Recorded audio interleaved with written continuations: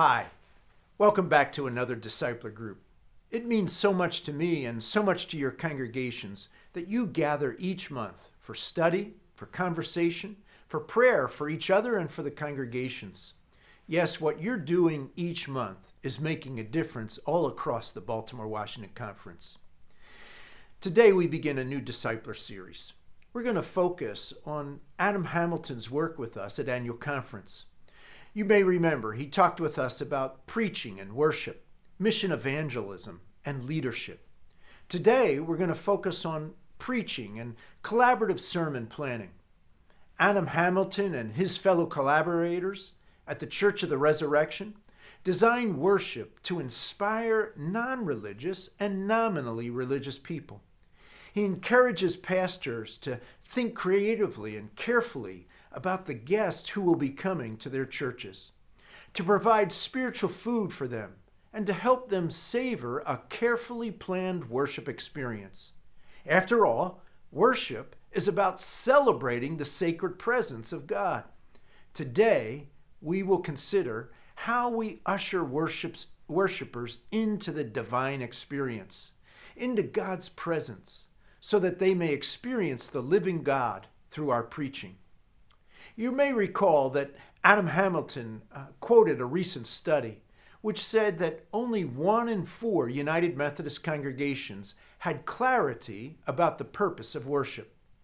When asked if they expect to encounter the living God in worship, a shocking 72% said no, they didn't or they don't.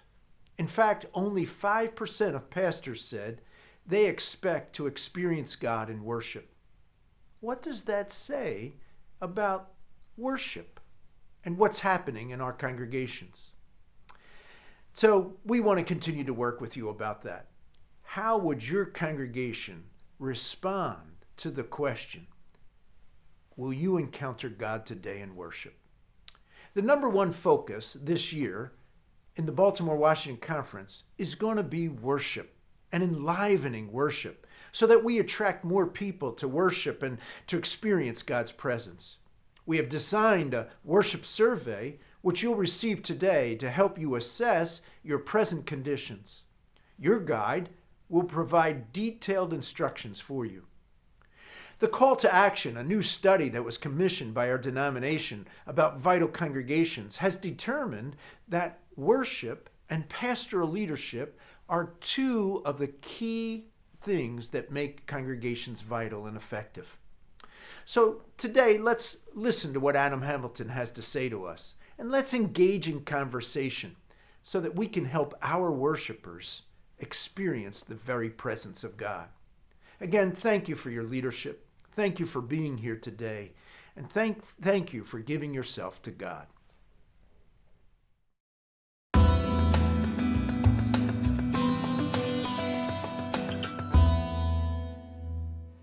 Now let me mention 5 components of preaching that connects. If I do these 5 things, if you do these 5 things, it's likely that people are going to say, I got something out of the message, and they're going to want to come back. So let me mention these. The first is, I'm going to try to teach people one thing they didn't know before. People love to learn, and especially Methodist people. We tend to draw people who like to learn things. So when they come, they're going to learn something about the Bible or something about life or something about history, or they're going to learn something. And if people feel like they learned something at church, they go tell their friends, hey, you know what I learned at church this last weekend? Now, in order for me to teach a congregation of, say, 8,000 people on a weekend, in order for me to teach them one new thing, I have to learn 5 new things, because some of them are going to know the one new thing that I was going to teach them. And so what this causes me to do is every week I'm doing research for my sermon like I would do research in writing a paper for seminary. I look at every sermon series as a college-level course on whatever I'm preaching on. So I'm going to make sure everybody can understand it, but there's going to be something you're going to learn. So let me just give you one example from my book. This is in the book. It's also in a small group video, in a devotional, 24 Hours That Changed the World. So several years ago, I was preparing the series of sermons that became this book, and we were looking at the final 24 hours of Jesus' life. And we use this as a Lenten series. And so we started on the first Sunday of Lent with the Last Supper. and we went through the Last Supper of Christ, and then we shared the Last Supper together. After I taught them how people ate at a triclinium, a table that was near to the ground, and where the various disciples would have sat around the table, and what that meal meant, and we interviewed a rabbi who told us about the Passover Seder, and so I was teaching them about things each of these sermons, and we went through episode by episode all the way to, on what would be Palm Sunday. For us, it was Passion Sunday that year. And we focused solely on the crucifixion of Christ. So I wanted to know more about how Romans crucified their victims. So I spent 10 hours that week reading and studying Roman crucifixion methods. I went back and read everything I could find in ancient history on Roman crucifixion. I looked at archaeological evidence. And one of the things I discovered was that my picture of how the crucifixion happened was very different than probably how it happened. In 1968, a bone box was found in Jerusalem, an ossuary, and it contained the only bones of any human being that have ever been found that still had a nail from a crucifixion still piercing the bone. So the nails were obviously removed and they were reutilized, but in this case, they couldn't get the nail out. And so as I began to study this, there were conclusions that were developed from this. First of all, the nail went through the side of the heel. Now, we typically picture the nails going through the front of the foot, don't we? But the nail went through the side of the heel. So in the 1960s, people began to have a different picture of what this looked like. They began to think that Jesus would have been crucified with his legs to the side and crucified like this. So maybe you've seen pictures like this of victims like this with their legs bent like this and the nail going through the side, because that was the new revelation in the 1968, was the nail went through the side of the heel. But we had it in our mind that the nail still went into the front of the cross. Why did we have it that idea? Well, nobody knows. It's just kind of how we imagined it. And so in the 1990s, the folks who found that nail went back and they wanted to do a little more research. And as they studied this nail further, they found that the nail wasn't long enough to pierce 2 feet, 2 heels, and to affix the feet to the cross. And they had a revelation. The feet weren't nailed this way to the front of the cross. They were nailed to the sides of the cross. The legs were nailed to the sides of the cross with the heels, the nails going through the heels and into the side.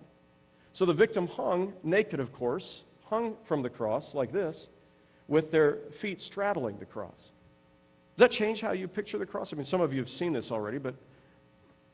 So then the other thing that was interesting, I learned, is that Roman crosses were seldom more than 6 to 9 feet tall, from the place in which they were fixed at ground level to the top of the cross. 6 to 9 feet. Well, I don't know about you, but I always picture the cross as up there. Jesus is sort of towering over, hanging from the cross. But let's see. I'm going to ask, would you mind coming up here and helping me for just a second? Would you just stand here at the foot of these? There we go. No, and look my way. Mm-hmm. This was the proximity of Jesus to those who were hurling insults at him when he hung on the cross. This was the proximity of Jesus to his mother, who could have reached out and actually touched his face as he hung on the cross. And when Jesus said, "Father, forgive them, for they know not what they do," this was the proximity. When the soldier at the cross, at the end of the crucifixion, when Jesus says, "It is finished," when he says, "Surely this man was the Son of God," he had been standing there in this proximity for 6 hours and heard everything Jesus said. Thank you very much. Appreciate it, Bill. Does that change how you see the crucifixion? So on that particular Sunday in this sermon series, and all of this is in 24 hours in the chapter on crucifixion, but on that particular Sunday, I had somebody come and stand right in front of me in the sanctuary. And you could tell, you could hear a pin drop. And how many of our members do you think went out and told all their friends that week how the crucifixion really happened? You see, if people go out and they talk about your sermons that week, those people are going to be coming back the next week to hear what else you have to say. So you teach them one thing that they didn't know before. The second thing we try to do is inspire them. That is to touch their hearts. And inspiring sometimes is the story about the little boy who died because the train was coming. And, so death stories, certainly death is something that, if it's not inspiring, at least it touches us at a very guttural level. But let me warn you or encourage you not to feel like you should have a death story in every sermon. There was a pastor in Kansas City, and his congregation knew that somebody was going to die in every sermon. It was sort of like the old Star Trek episodes where the guy that had no name, you knew he was going to die. The moment he came on the bridge, well, he's the one who's going to die in this episode. Well, every week they waited to hear the death story, and behind his back they called him Dr. Death. He had his Doctor of Ministry degree. Dr. Death. You know, you don't want people saying that about you because every sermon has the death story. To inspire people isn't just telling stories about somebody who died, it's also telling stories about somebody who lived to their full potential. It's about somebody who gave sacrificially. It's about Gracie, who raised $14,000 to build fish ponds. It's about Eileen, who came to church and brought her bag of paraphernalia and said, this better be true. But people are longing to be inspired. And you know, it's interesting, the question was asked of American workers. A whole survey was done of American workers. They said, what do you most long for from your boss? Do you know what they said? The number one thing they were looking for? They wanted to be inspired. They wanted their boss to inspire them to do a good job. They wanted their boss to inspire them to achieve their goals and objectives. Do you know how many American workers said their bosses actually inspired them? 13%. People are longing to be inspired when they come to church, and you have a chance to, and this happens primarily through stories. When you have a chance to tell a story that causes them to want to be more than they are, you've inspired them. So we have to work at that. You know, and I find searching for stories is a great challenge, but here's one of the ways that, so this is another point in your outline, but collaboration when it comes to preaching is huge. This is the new frontier for preaching. For me, it's primarily Facebook. So I'm on Facebook. I encourage all of our people to join me on Facebook. I also send an email out to the congregation every Friday. And what I do is I ask questions. So every week I post a question or two questions on Facebook, and I invite people to tell me their stories. If they're confidential, then they send me messages. If they're not confidential, then I invite them to post them on the wall. And so now, instead of flipping through illustration books or frantically trying to find illustrations somewhere on the web, which I still do from time to time, I actually tell people stories in our congregation. So a couple weeks ago, somebody said, hey, why don't you tell the story of Billy Joe? Billy Joe is a woman who was, at the age of 13, became an alcoholic. By the age of 18, she was homeless. By the time she was 34, she had been a prostitute for more than 10 years, selling herself on the streets of Kansas City to try to make money for her habits. And she had been raped, I think, 15 times, had 24 bones broken in her body. When she finally hit bottom and her life was transformed by the power of Christ. And today she runs a house called the Healing House in Kansas City for women who have come out of alcohol or drug addiction so that they have a place to live and they find healing. Their rate of long-term healing is 75%. It's an amazing story. And so the inspiration came from Billy Joe, but that happened because I asked people, what do you think? And somebody told me her story. By the way, if you look for me on Facebook, there's a 5,000 friend limit on Facebook, and so my congregation has filled my friend limit up, but there is a fan page, and I hate that designation, but if you're interested, look for Pastor Adam Hamilton and join me there and contribute. A lot of times, pastors share with me, hey, there's an essay on this, and I go find it, and that essay was the very thing that helped me with my preaching, and I share ideas with you as well on there, so if you're interested. But collaboration. The third is the call to action. That is, we invite people to respond. We preach for a response. I love Harry Emerson Fosdick at the Riverside Church in New York City. Pictured what he was doing every week when he was preaching as being the prosecuting attorney in a courtroom. And the congregation was the jury. And he said, every week I'm preaching for a conviction. My job is to tell the congregation, this is what I want you to do in response to the word of the Lord. And I'm going to, and the aim is to by the end of the sermon, have you say, yes, I am going to do that. I am going to find guilty or not guilty or whatever it may be. But it's not just preaching for that conviction, it's preaching for a response. So every week, my aim is to have one concrete invitation. Here's what you can do with this message. So a lot of times I hear sermons, and by the time I'm done, I'm like, what do you want me to do about this? What are you asking of me? So ask for the sale.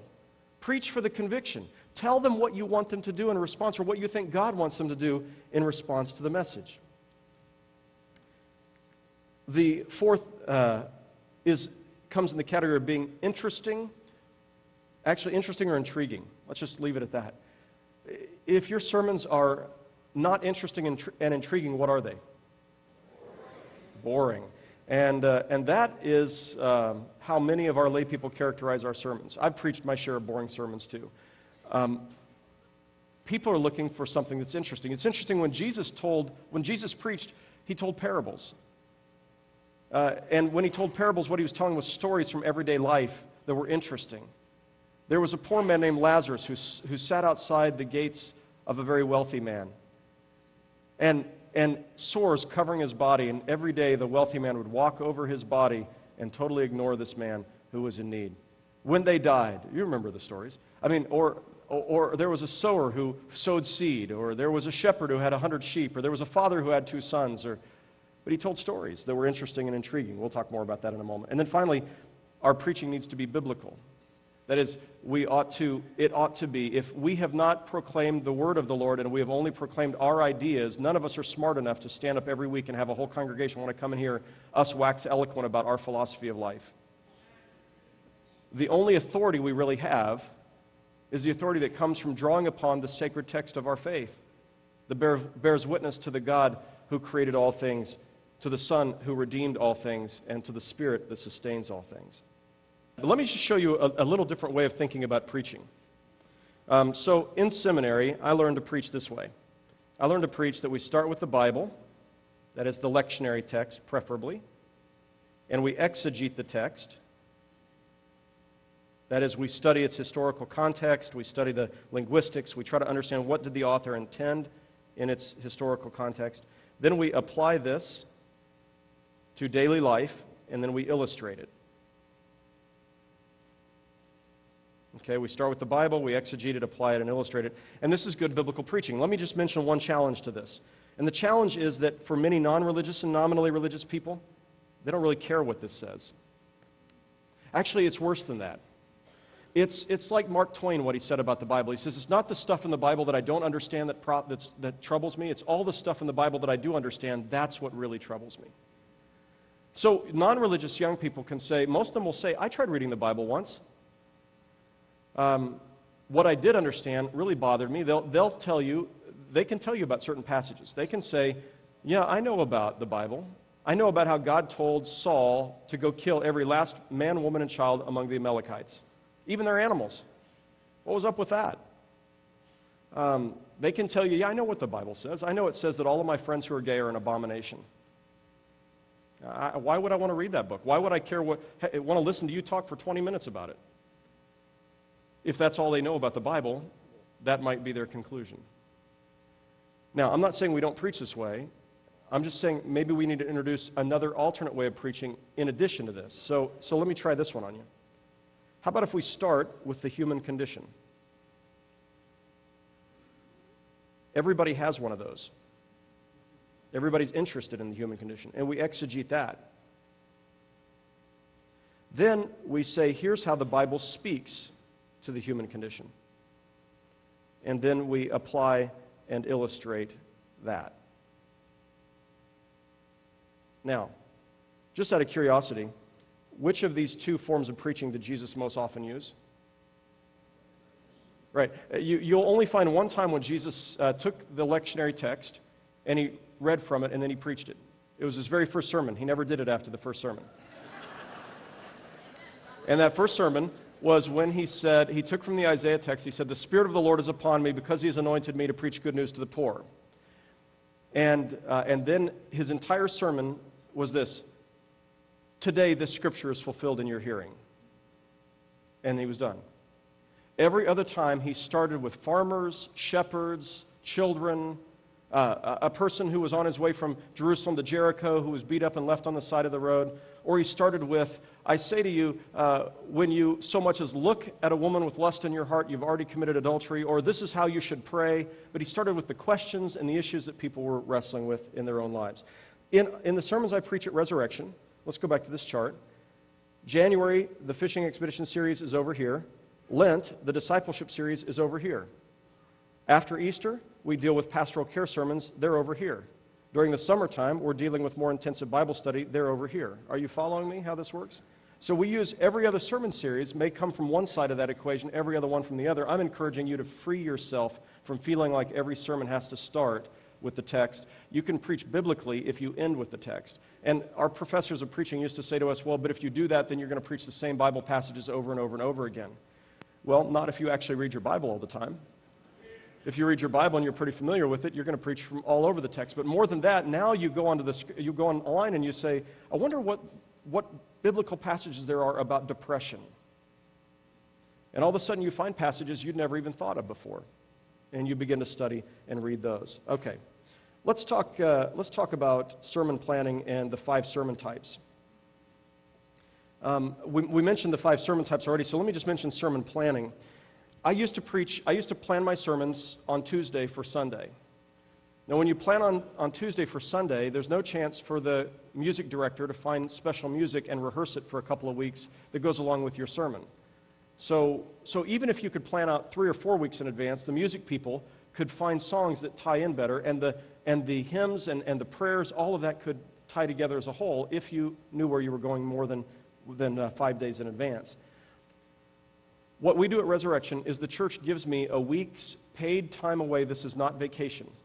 I'm going to spend 60 hours that week in reading, studying, praying, in silent retreat. I may go to a retreat center. I may go to a monastery. I may go to a park. I may go, Lavon and I have gone to the mountains, and every day I'm working from 7 until 6, and then in the evenings we have the evenings together.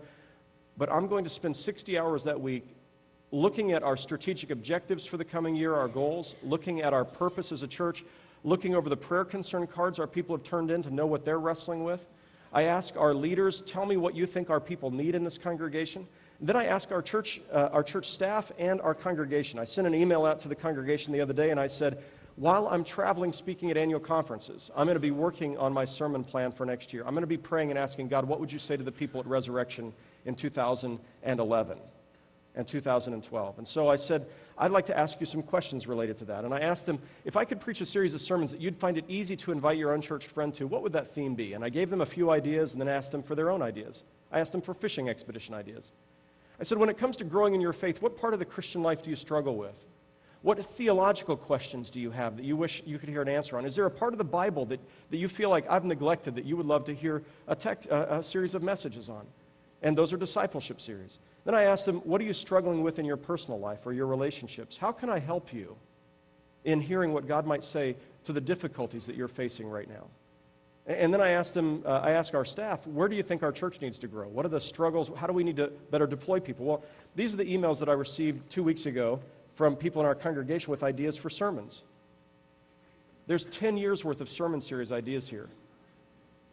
And you know, most of them I'm probably not going to preach on, but there's going to be 2 or 3 in here I'm going to go, I'd never thought of that. Wow, I'm going to look for trends and see what our folks have said. Then I went to our staff, and I asked them, I gave them 3x5 cards, and I said, you know, you're closest to our ministries and our programs. I would say in your church, if you have no staff, this is what you do with your church council. You say, so these are the types of sermons I'm going to preach this next year. Let me explain what each type of sermon is like. And then I'm going to give you 5 minutes to write down on a 3x5 recipe card an idea for a sermon series based upon that knowledge. So here I have a sermon series. This is probably 20 years worth of sermon series ideas right here. And I'm going to take all of this with me. In fact, I'm starting today. So while I'm on break today and you're still in session, I am going to be reading over all of these things and beginning the process of listening for what God would say to God's people. You see how collaboration works in this? So I don't have to come up with all of the good ideas, and God speaks to me through listening to our people. So by the time I'm finished with that, I lay out, I'll usually have, at the end of that week, I'll have probably 40 sermon series ideas. That's just the title of a sermon series and a paragraph that describes it, and is this primarily discipleship or fishing expedition or what is it? And then I begin to put a little more flesh to those. And then I share those ideas with our leaders, and I say, which of these speaks to you and which of them sounds a little dull and boring? And they'll give me 5 stars on this one and 1 star on that one, and that's part of the discernment process. And then finally I put together a plan. This is the plan I put together in February of last year that went through February 2009 through January of 2011. So 2 years worth of sermon series ideas. There is the dates, the title, the paragraph, in some cases the individual sermons that I would preach, but there's no flesh on it. There's just that kind of outline. Now you say, well, are you really going to preach all those sermons that you planned 2 years in advance? Of course not. We may come up to a series of sermons and say, that doesn't really fit where people are today. Let's throw that one out and let's come up with a better idea now. So you're not bound to it, but it's a guide. It helps. And every preacher in this room can testify. One of the most frustrating things is waking up on Monday or Tuesday and going, okay, now what am I going to preach this week? And after a while, you just begin to feel weighed down by this. But when you've got a plan and you know where you're taking people and you've got a goal that you're taking them towards and objectives you're trying to accomplish, then preaching is liberating. It's freeing, it's exciting, and something actually happens as a result of your preaching week after week after week.